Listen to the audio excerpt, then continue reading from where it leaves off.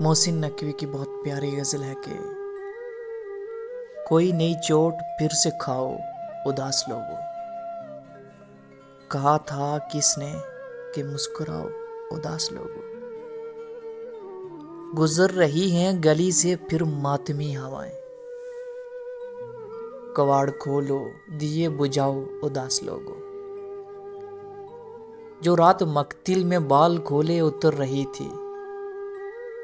وہ رات کیسی رہی سناؤ اداس لوگوں، کہاں تلک بام و در چراغاں کیے رکھو گے، بچھڑنے والوں کو بھول جاؤ اداس لوگوں، اجاڑ جنگل ڈری فضا ہانپتی ہوائیں، یہیں کہیں بستیاں بساؤ اداس لوگوں، یہ کس نے سہمی ہوئی فضا میں ہمیں پکارا، یہ کس نے آواز دی کہ آؤ اداس لوگوں، یہ جان گنوانے کی رت یوں ہی رائیگاں نہ جائے،